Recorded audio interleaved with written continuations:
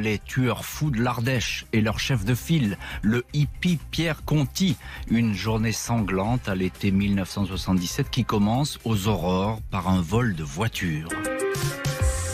Ce 24 août 1977, à 5 h du matin, à Anduze, dans le Gard, un homme monte dans sa voiture pour se rendre à son travail. Ce charcutier n'a pas le temps de mettre le contact qu'un individu surgit de l'ombre, le braque avec un revolver, lui demande de glisser côté passager et prend le volant de cette Citroën DS couleur vert bouteille. Le charcutier, déposé quelques kilomètres plus loin, en pleine campagne, va décrire un inconnu grand, costaud, vêtu d'un jean noir et d'un t-shirt noir, les cheveux en bataille, mal rasés, un visage taillé à la serpe et des yeux perçants.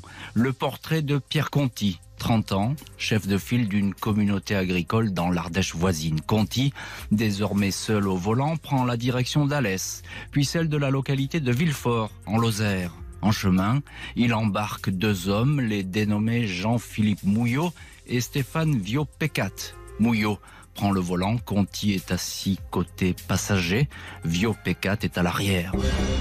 Quelques heures plus tard, la DS verte vient se garer au cœur du village de Villefort.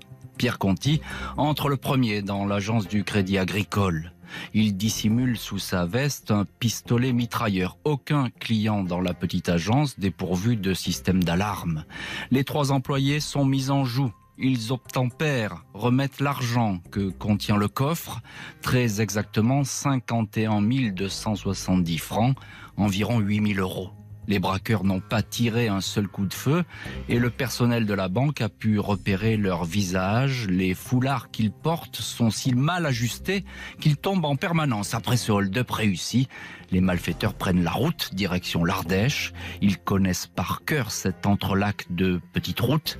Près d'un hameau isolé, le groupe se sépare. Jean-Philippe Mouillot perçoit sa part du butin et monte dans une autre voiture. Conti et Viau-Pécat vont chercher à se débarrasser de leur véhicule qui a servi au hold-up.